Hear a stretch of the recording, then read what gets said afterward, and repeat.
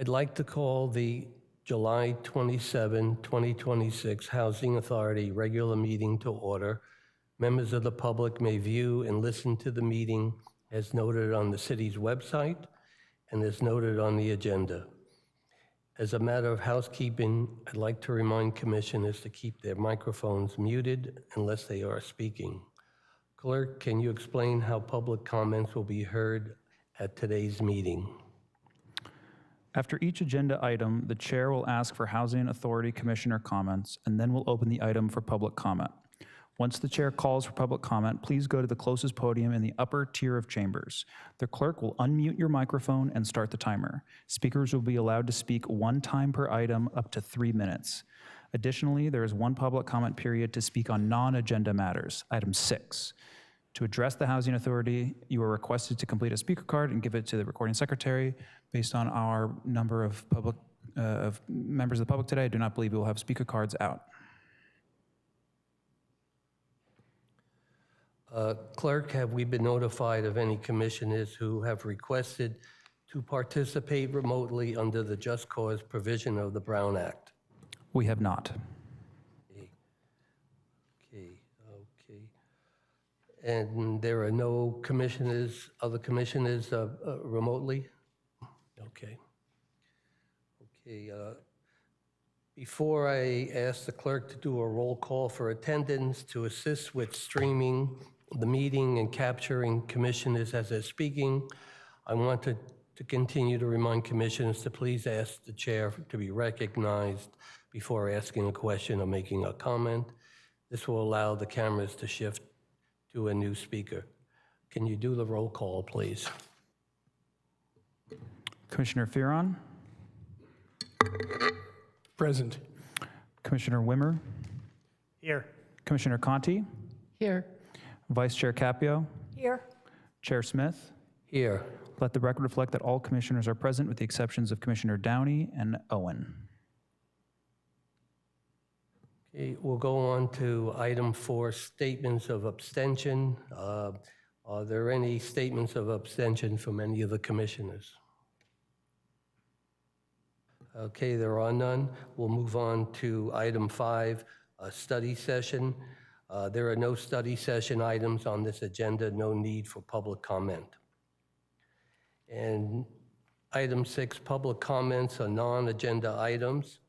A comment from the public will be allowed on all agenda items at this time. Each item is called. This is the time when any person may address the Housing Authority on matters not listed on the agenda, but are within the subject matter jurisdiction of the Housing Authority. Each speaker will be allowed up to 3 minutes. To address the Housing Authority, you are requested to complete an orange speaker card and give it to the recording secretary. We are now taking public comments on item 6, non-agenda items. This is the time when any person may comment on matters not listed on this agenda, but which are within the subject matter jurisdiction of the Housing Authority. If you wish to make a comment, please go to one of the podiums in the upper tier of chambers. You will have 3 minutes and a countdown timer will alert you at the end of that period. Please state your name for the record if you choose to do so. There's no cards here, so I'll just go from here.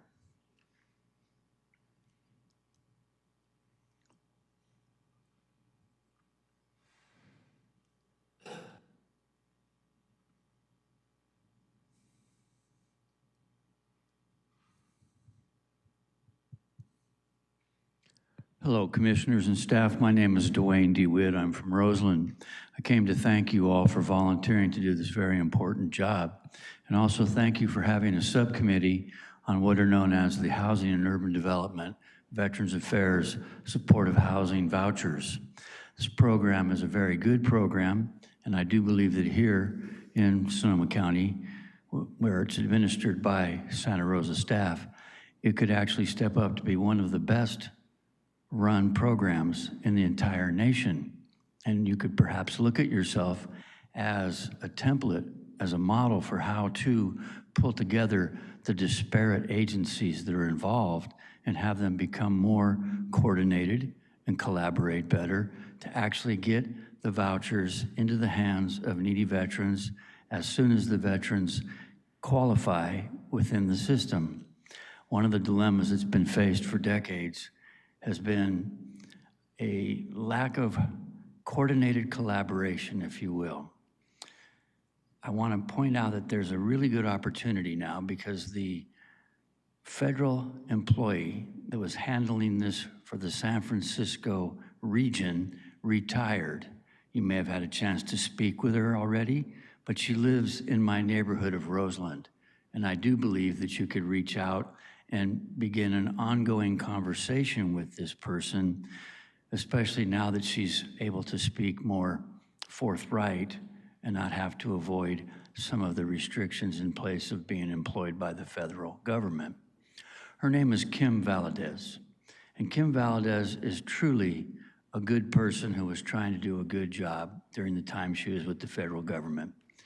If you have difficulty connecting with her, you can find her every Friday morning at the South Santa Rosa Community-Based Outpatient Clinic from 11 in the morning until 1 o'clock, where she's there to talk with veterans about making sure they get their benefits and letting the rest of the community know that folks do not want to see cutbacks. They do not want to see clawbacks from the federal government on Veterans Affairs financing. They actually want to see more opportunities given to the veterans. So please, the subcommittee that you have, expand it. Perhaps get Mr. Fearon involved also. Although I do believe that that might make it a regular committee if you had that many members. But what the hey, you're already getting the money for that committee. The opportunity to make it even more vibrant with a larger membership would be quite helpful. And I know there's volunteers who would volunteer to come to interviews with you. Thank you.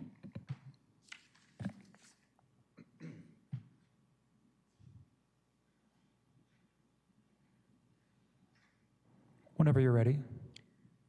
I'm ready. Good afternoon, Housing Authority. My name is Dana Gutierrez, and I live at South Park Commons Apartments in Santa Rosa, California. I am a survivor of domestic violence. For 20 years, I was a victim, and now I'm a survivor. I fled my abusive relationship. In 2020, I fled with only the clothes on my back and leaving behind my home, my belongings, and my children to save my life. I became homeless. I was later housed through the housing and the disability advocacy program called HDAP. Because my disability application is still pending, that program ends in September, and I am terrified of becoming homeless again before my disability benefits are approved.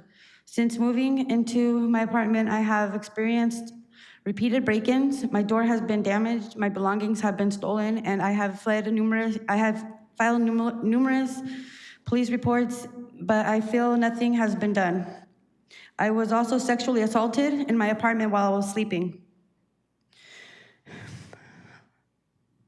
I went to the hospital and I made a police report and requested an emergency transfer, but I was told that there was no other available units. I also have concerns about excessive drug use of fentanyl, them blowing it in the vents and making the residents sick, and there's children that live there as well. I later learned that there are registered sex offenders. If I would have known that before, I wouldn't have even accepted to live there.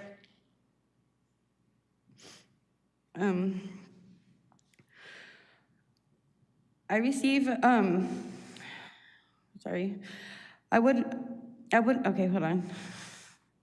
I feel that my reports have too often been dismissed instead of taken seriously. I know I am not the only resident who feels this unheard. Because of us getting SSI or living in those apartments, our credibility just went out the window. Like they don't believe anything we say because they say we're crazy. And so every time I go to call and make a report, it's always, did you call the first response? And I'm reporting a break-in. And So I just feel like that I should feel safe in my own home, and something should be done about it. Thank you.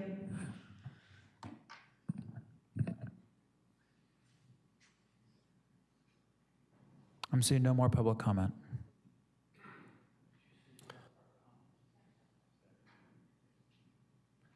We're going to move on to the next item, item 7, approval of minutes. This is just to approve any the minutes from the June 15th, 2026 meeting. There's no vote on this or anything, right? No, you can ask if anyone has any changes, and if not, we'll just approve them as submitted. Okay, anyone has any changes? No. None. So we'll approve it. The drafts are approved. Any public comments on this item? We are now taking public comments on item 7.1. If you wish to make a comment, please go to one of the podiums in the upper tier of chambers. You will have 3 minutes, and a countdown timer will alert you at the end of that period. Please state your name for the record if you choose to do so. Hello, my name is Dwayne DeWitt. I'm from Roseland. I do believe before you approve minutes, you should ask for the public comment.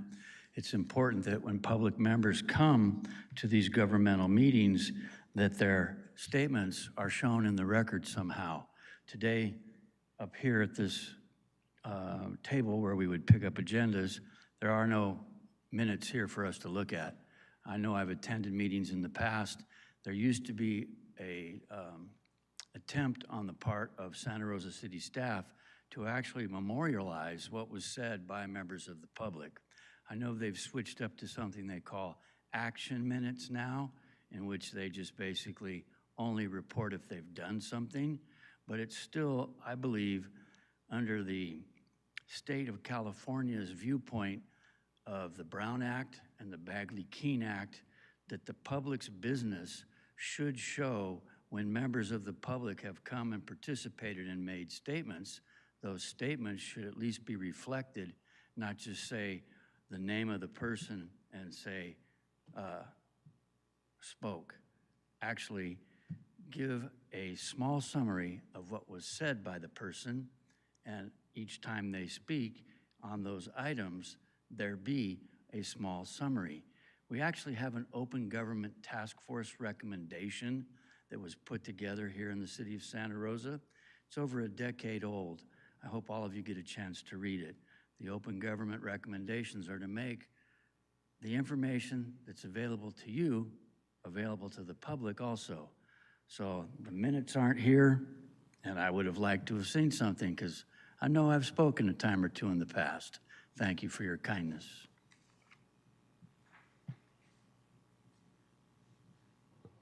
I'm seeing no more public comment. We'll move on to item 8, Chairman Commissioner reports. There are none, and so there will be no public comments.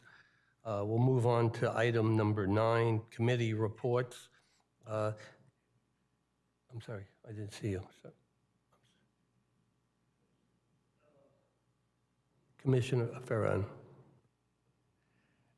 Yeah, in the way of VASH vouchers, I just wanted to point out to Dwayne, the Dry Creek Rancheria received VASH vouchers award, I believe last week or the week before, and they've been referred to us to work in collaboration. Our experience in administering VASH vouchers, I think, will be tremendously important to the Dry Creek Rancheria in their new adventure.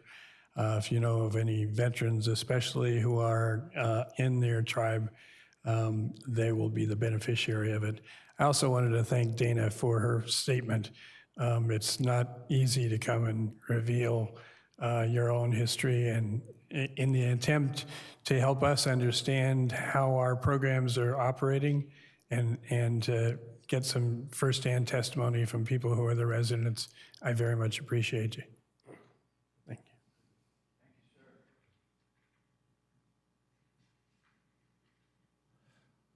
you. Okay, we'll go on to item number 9, committee reports. Are there any of the ad hoc committee members for the HUD HUD, VASH, and NOVA would like to report out on anything.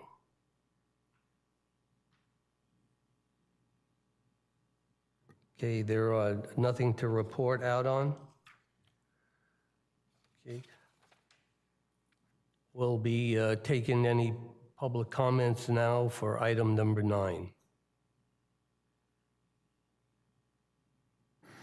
We're now taking public comments on item 9.1. If you wish to make a comment, please go to the podium, one of the podiums in the upper tier of chambers. You will have 3 minutes and a countdown timer will alert you at the end of that period. Please state your name for the record if you choose to do so. I'm seeing no one rising. Thank you. Item 10, the executive director reports on the pending development pipeline. Megan. Thank you, Chair Smith. Before we move to the pipeline, I first would like to bring a matter to the Housing Authority's attention regarding our Housing Choice Voucher Program. In early July, we were notified by HUD staff that the program is slated to be in shortfall for 2026. This is attributable to HUD reducing our HUD-held reserves. So we had 1.26, almost 1.23 million in HUD-held reserves that HUD took back, which is pushing us into shortfall.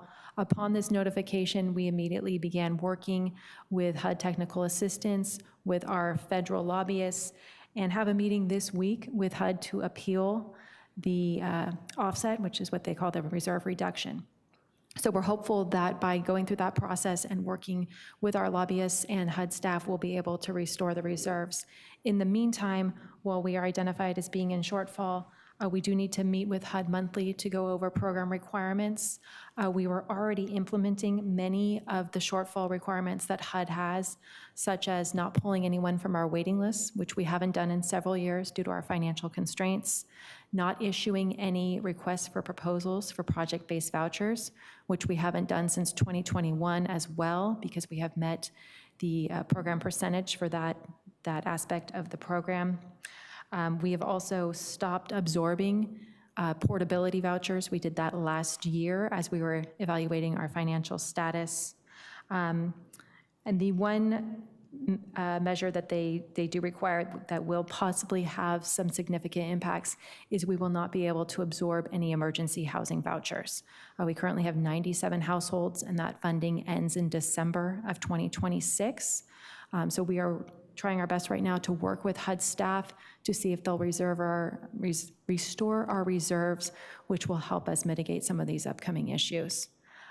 So that is the situation right now, and I'll provide you monthly updates as we navigate through this process. We are pleased that HUD was so receptive to setting up a meeting. This is with the public and Indian housing staff so quickly after we sent our letter in.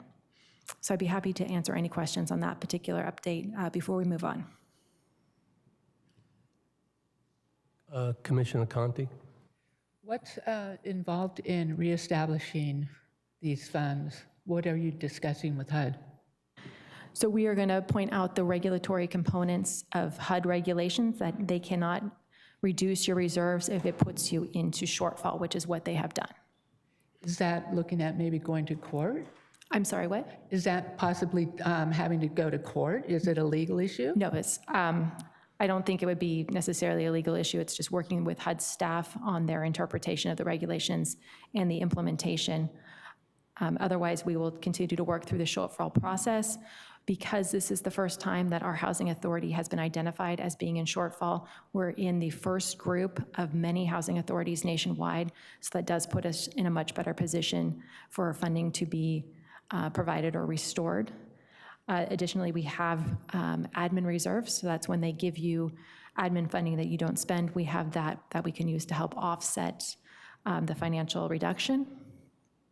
So it sounds like much of the issue is port-ins and new voucher support funding, but those who are in housing established with vouchers are not at this point impacted by this shortfall. At this particular point in time, existing housing choice voucher programs are not expected to be anticipated. In more dire cases, which again is not where we're at this point in time, potential reductions of voucher holders could be implemented. But again, we are not there at this point in time.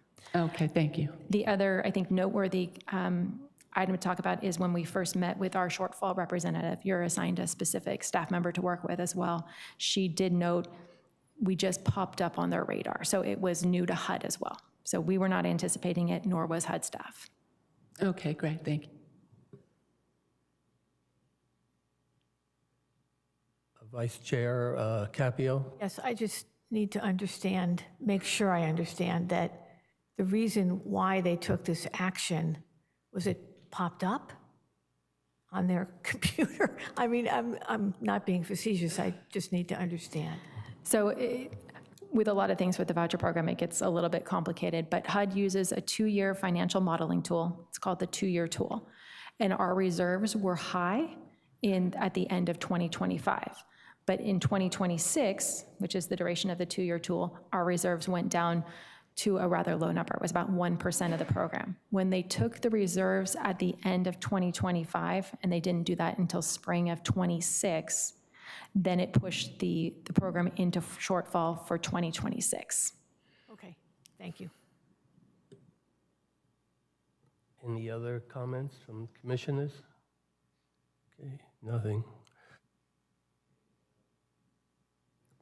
Please continue in the pipeline. All right, thank you. And as you do every month, we have attached an update of our monthly pipeline. You can see there's only one change to a date on the pipeline.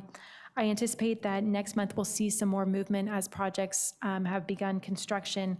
And then as the ad hoc convenes for the NOFA, we'll have some projects that move into our funded and applied for funding categories. I'd be happy to answer any questions on the pipeline.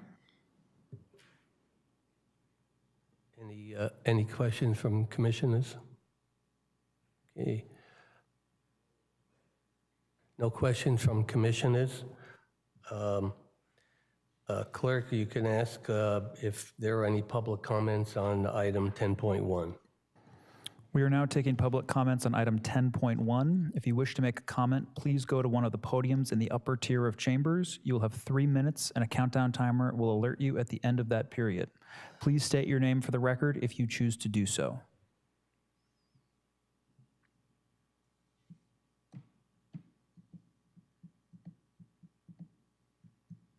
Hello, my name is Dwayne DeWitt.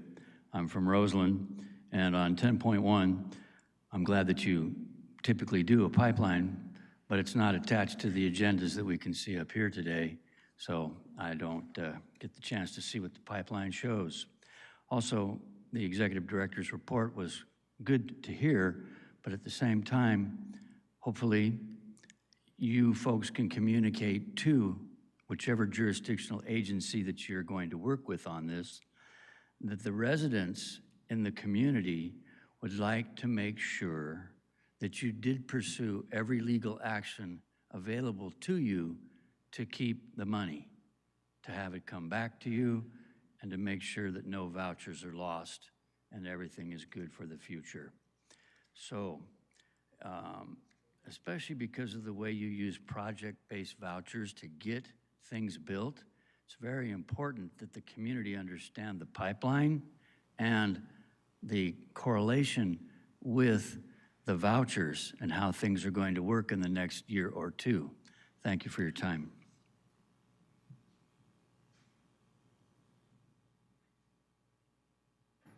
I see no more public comment. Thank you. We will go on to item 11, consent items. There are no consent items on this agenda. Item 12, report items. And item 12.1 will be by Angela Morgan on approving an extension for the maturing loan and regulatory agreement for California programs for the autistic Benton House at 325 Major Drive.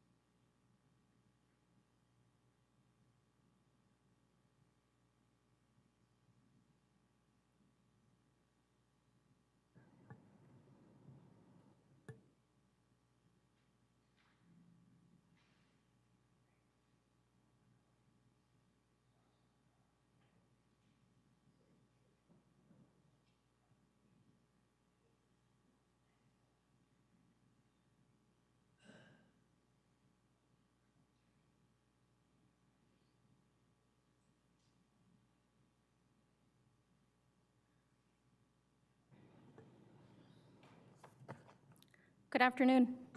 My name is Angela Morgan, Program Specialist with the Housing and Community Services Department.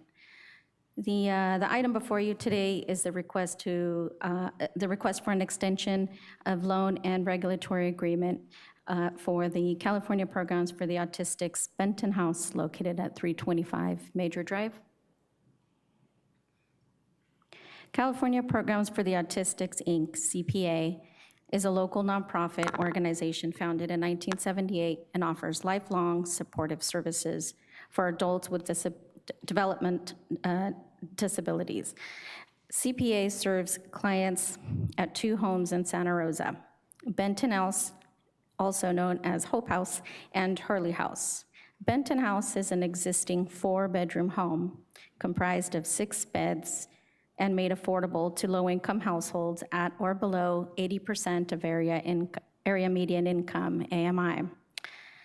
The Housing Authority loan will mature and become due on September 1st, 2026, and has a principal amount of $30,899.53 plus $24,823.20 of accrued interest for a total of $55,722.73 due at maturity.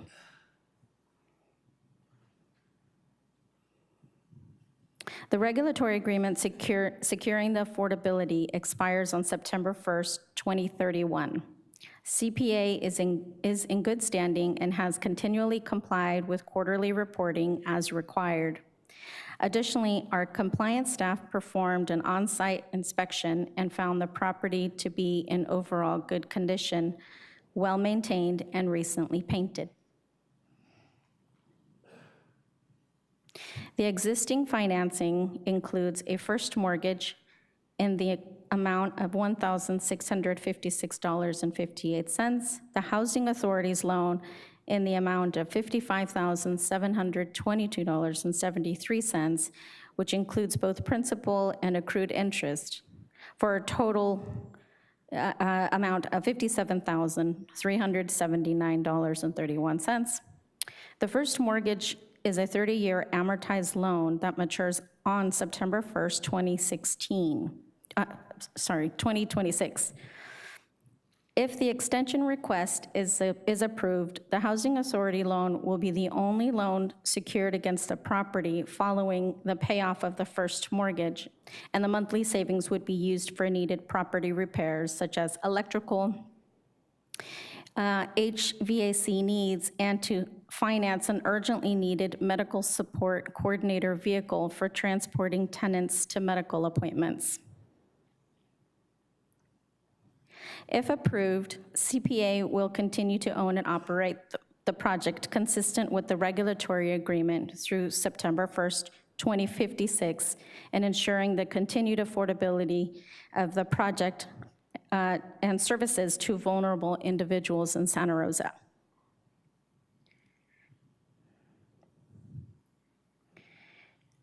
The Housing and Community Services Department recommends that the Housing Authority, by resolution, approve the following for California Programs for the Autistics Benton House, located at 325 Major Drive. 1, approve an extension for the maturing loan in the principal amount of $30,899.53 by 30 years from September 1st, 2026 to September 1st, 2056, and 2, extend the term of the regulatory agreement by 25 years from September 1st, 2031 to September 1st, 2056 to align with the loan term.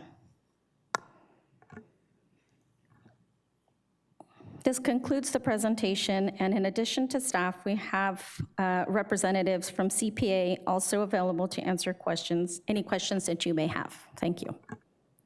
Any commissioners have any questions? None right now. Clerk, could you ask if there's any public comments? Thank you. We are now taking public comments on item 12.1. If you wish to make a comment, please go to one of the podiums in the upper tier of chambers. You will have 3 minutes, and a countdown timer will alert you at the end of that period.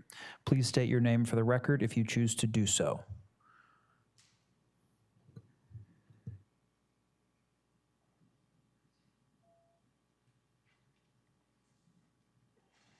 Okay, my name is David Harris, and the little bit of information that's not here is just what the interest rate is. These are, it just compounds that interest over time, and no principal or interest, I assume, is due until the extension time in 2056. Is that correct? And it's an accumulating interest during that whole time.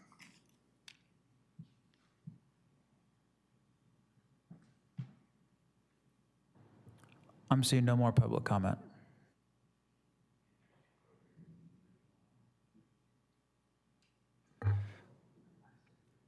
Okay, we're done with public comments.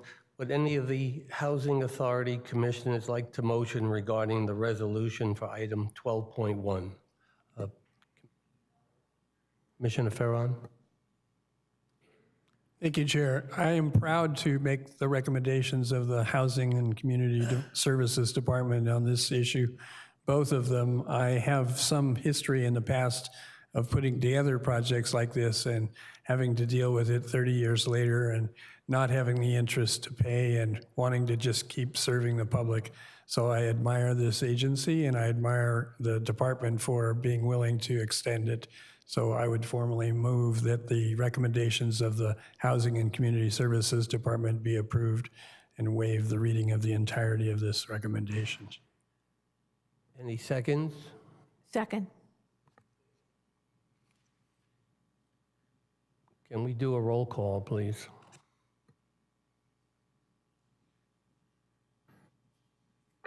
Commissioner Fearon. Aye. Commissioner Wimmer. Aye. Commissioner Conti. Aye. Vice Chair Capio. Aye. And Chair Smith. Aye. Let the record reflect that the motion passes unanimously. We'll move on to the next agenda item, 12.2 by Angela Morgan. The report approving an extension for the maturing loan and regulatory agreement for Community Support Networks, Dutton Homes, 1548, 1550, and 1552 Dutton Avenue. Thank you.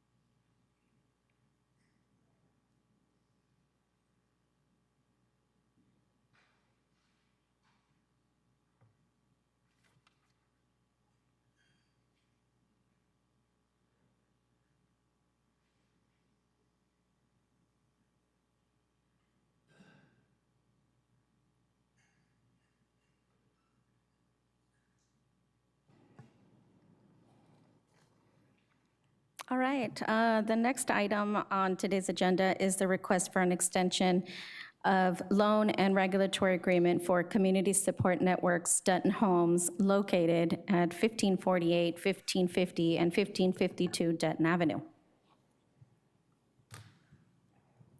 Community Support Networks, CSN, is a local nonprofit incorporated in 1982 and offers a variety of supportive services such as case management, behavioral health, social rehabilitation, residential treatment, substance abuse, supportive housing, and community job skills training for adults countywide. This project is an existing single dwelling unit and a duplex, totaling 8 units, affordable to households at or below 80% of area median income. The Housing Authority loan will mature and become due on November 26, 2026. The loan principal amount is $128,000 plus $115,315.73 in accrued interest for a total amount of $243,315.73 due at maturity. The regulatory agreement securing the affordability expires on November 26, 2026. CSN is in good standing and has continually complied with quarterly reporting. Our compliance staff performed an on-site inspection and found the property to be in good condition with some normal wear and tear to be expected for the property age and usage.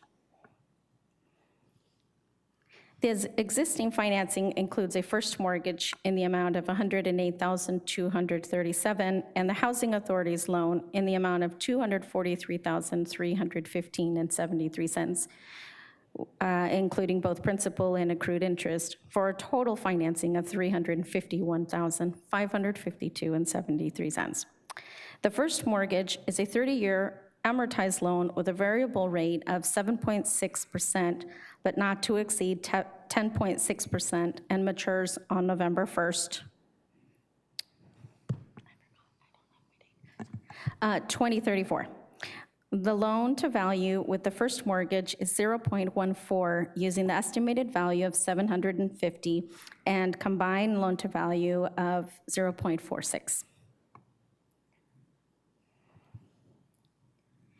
If approved, CSN will continue to own and operate the project consistent with the regulatory agreement through November 26, 2056. Meanwhile, approval of this item will ensure the continued affordability of the project and services to vulnerable population and individuals in Santa Rosa.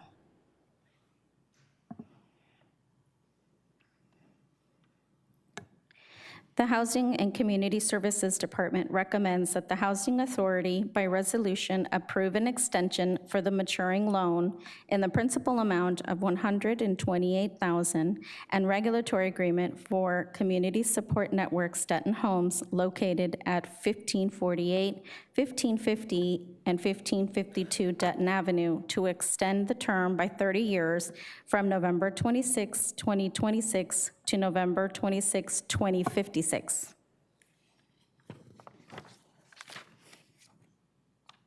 This concludes this presentation, and in addition to staff, we also have a representative from CSN available to answer any questions you may have.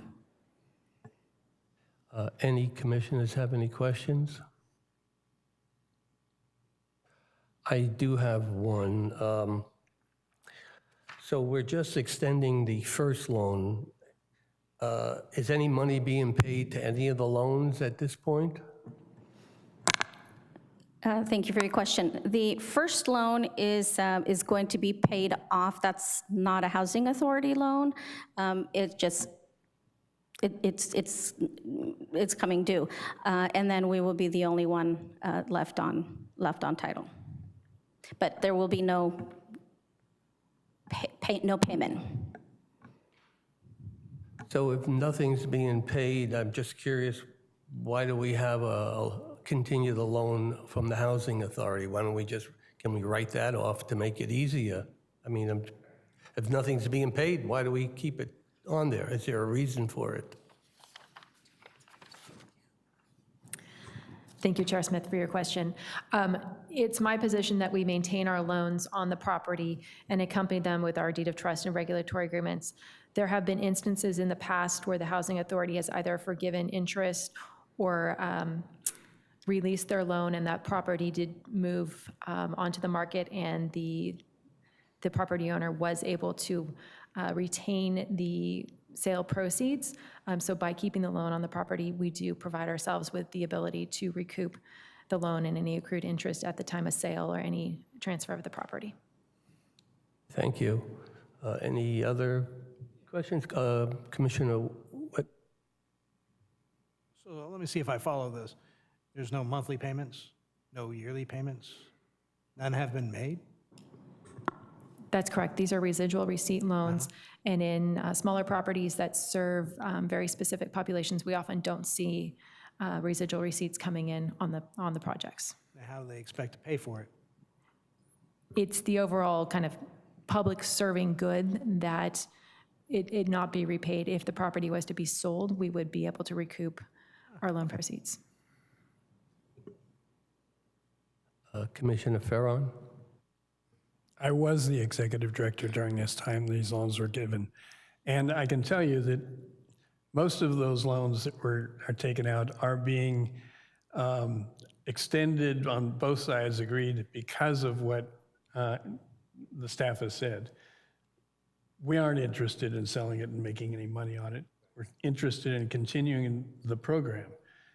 It was the position I took several times in the past when agencies came up for renewal, that the money we would have paid you for interest, the money that we would pay you if we decided to sell the thing, inconsistent with our own ideas, has been put into maintenance, it's allowed us to have rents that were lower than normal.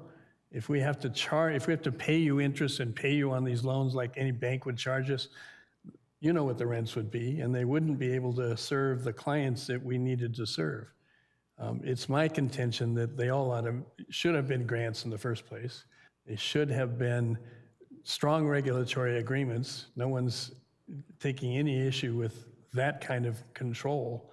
It's just having it on your books as some kind of a receivable, and our books as a payable is a waste of time.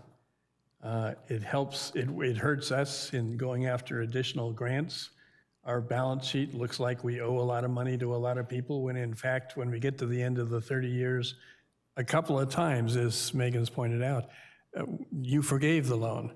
I came to you several times in the past for elimination of the interest on some Burbank loans that total over $1 million in interest. You allowed that to take place because they wanted, as we wanted, to put it into maintenance, to continue the buildings. That's good for you, it's good for us, and I support it continually. I would love to be able to make the motion on this to approve the recommendation of the department. I'm a little worried, since I was on the other side originally, that I probably have, at least in some people's minds, a conflict of interest. I love CSN. I will continue the support for anything that will help them provide services, but perhaps someone else ought to make that motion. Thank you. Any other commissioners have any questions? Vice Chair Capio? The other important aspect of this is, with the loan and regulatory agreement intact on the property, we're able to monitor and ensure compliance over time. And we wouldn't be necessarily if we forgave the loan. So it's important.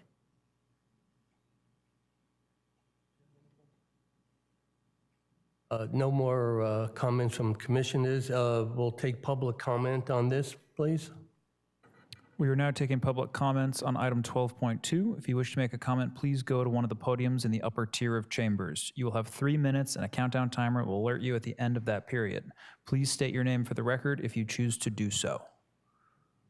I'm not seeing anyone rise, Chair. Okay, thank you. Would any of the Housing Authority commissioners like to motion regarding the resolution for item 12.2? You want to motion it? Commissioner Conte? I'll make the motion and without reading the script.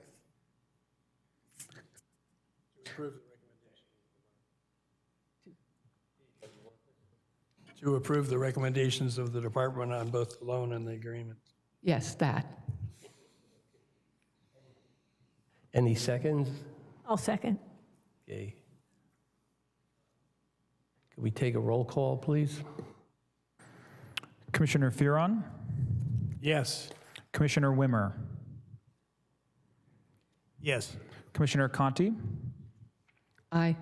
Vice Chair Capio? Aye. And Chair Smith? Aye. Let the record reflect that the motion passes unanimously.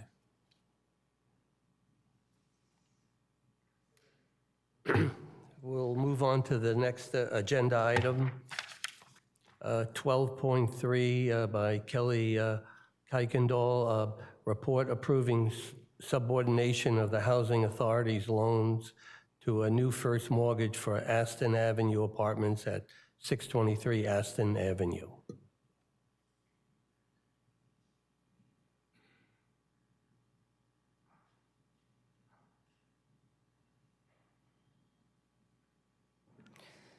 Good afternoon, Chair Smith and Vice Chair Capio. Kelly Kuykendall, Housing and Community Services Manager, and I'll be presenting a request for subordination of the Housing Authority's loans for Aston Avenue Apartments. Aston Avenue Apartments is located at 623 Aston Avenue. It's a 10-unit complex affordable to households at 50%, 60%, and 80% of area median income. It's currently owned by Sonoma Community Action Network, known as Sonoma CAN, and formerly known as Community Action Partnership of Sonoma County. The Housing Authority has 2 loans on the property that are due December 31st, 2032. The balance, including principal and accrued interest as of July 31st, 2026, is $935,828. There are 2 regulatory agreements on the property, a Housing Authority regulatory agreement and a density increase agreement, securing affordability through June of 2061. Oops. In November of 2025, the Housing Authority approved the following. Hold on, I think I might have jumped a slide. Nope, we're good. Okay, oh, now I did. Apologies. There we go. In November of 2025, the Housing Authority approved the following: a transfer of ownership to Cross-Court Properties, assumption of the Housing Authority's loans, regulatory agreement and density increase agreement, extensions of the loans to June 2nd, 2061 to align with the terms of the regulatory agreement. Following the Housing Authority's approval, Sonoma CAN and Cross-Court Properties entered into a purchase agreement. Sale of the property is scheduled to close. This has been updated from August 1st to August 15th. Proposed financing for the purchase is outlined in this slide. There were some new information that came in late last week after the final agenda had been posted. The first mortgage amount and the terms in the slide here of $600,000 have not changed. The purchase price has been negotiated between the buyer and seller and reduced to $1.6 million. So the estimated cash from the buyer is approximately $69,000. The loan to value with these new assumptions is it's about 0.94, 0.95, and with the new assumptions still maintains a healthy debt service coverage ratio, which has the potential for making payments on the Housing Authority's loan, which has not been the case with this property since it was put in place in 2006. As part of the Housing Authority's November approval, staff checked Cross-Court Properties references and reviewed financial statements for their properties in Michigan and Wisconsin, and the projected operating pro forma for Aston Avenue, which demonstrate capacity to maintain and operate the properties. Subordination of the Housing Authority's loans to a first mortgage requires Housing Authority approval. Approval will be conditioned upon staff's review of the first mortgage loan documents and subordination agreement and approval as to form by the city attorney. The Housing and Community Services Department recommends that the Housing Authority by resolution conditionally approve the subordination of the Housing Authority's loans in the principal amount of $558,071 to a first mortgage in the approximate amount of $600,000 for the acquisition of Aston Avenue Apartments, 623 Aston Avenue, by Colin Hooper, DBA Cross-Court Properties, or an affiliate limited liability company. This concludes my presentation. I'd be happy to answer any questions that you may have. Thank you. Any questions by commissioners? Commissioner Whitman, any questions? No? I just have one question. We've seen a few of these this year of properties being sold. I don't remember the prior 3 years I've been on the council. Is this just a normal trend, what's happening in this, our segment of the business? So there was one other property that came before the Housing Authority recently, and that would have been actually two. Cypress Ridge Apartments, Burbank Housing sold that. And then this is one of two properties that Community Action Partnership, Sonoma Community Action Network is selling. So another item before you in November was a request for the sale of their property at Earl Street Apartments, which that property is moving forward and should be closing escrow sometime by the end of this month or early August. So we've had 3 in the past year. And is there any reason that they're selling the property? Sonoma Can is no longer interested in being a housing provider, and they are divesting of their properties. Commissioner Farron? Before the time in 2006, I was chair of the board of CAP Sonoma, and my wife followed me up until 2008. So she and I spanned the entire time of Aston's development and implementation. And I can tell you that all of that time, we depended on federal funds to operate the programs. The McKinney Act was mostly funding the Aston Avenue Apartments. And we found that subsequently, between then and now, federal funds to operate programs diminished. And so we were often looking to give away these properties. I appreciate the fact that you found somebody. I'm hoping they're going to follow through on the kinds of obligations that we have put into the property, maintaining it, keeping low rents, and having it be a useful resource in the community. It sounds like you've done your best to do that, and that this sale and transfer will continue the kinds of services that we hoped when we first built it. Commissioner Conte? Yes, we have seen CAN before. Do you know if they've got any other properties that they're looking at selling? I mean, I know they're getting completely out of it, but are there more that are coming up?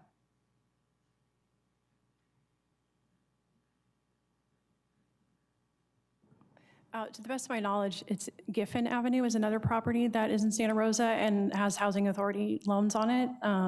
So I don't know if it's currently being listed, but I know that they are interested. I don't know if it's currently listed, but I know they're interested in listing that property as well.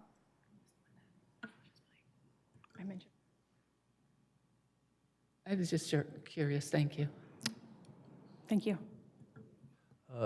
Any other questions from commissioners? Okay, there's none. We'll go to public comments on this item. We are now taking public comments on item 12.3. If you wish to make a comment, please go to one of the podiums in the upper tier of chambers. You will have 3 minutes, and a countdown timer will alert you at the end of that period. Please state your name for the record if you choose to do so. Yes, good afternoon. Again, my name is David Harris, and boy, the numbers, I mean, what these numbers show us that the principal balance here due to the Housing Authority is $558, but with accrued interest, it's being listed at $935, which means there's $377,000 of deferred interest here. And this is not a nonprofit that's buying it. I just hope what business model they have is a bit of a mystery as to how, if they're renting these to to renters who have 50, 60, or 80% of median income for the area. Maybe they're getting more than that if they're voucher holders in these properties and they're being approved to pay market rate for the vouchers. But it's interesting to look at the fact that there are investors who would take on this type of a load. I can't see how they're, the numbers we have here doesn't tell the whole story. And with the regulatory agreement, I mean, what's been discussed is mortgage against the property will get attention if there's ever a transfer of this. Your regulatory agreement could be overlooked by some staffer in a county office and not give you the security of seeing that the regulatory restriction is actually being adequately looked at. Thank you.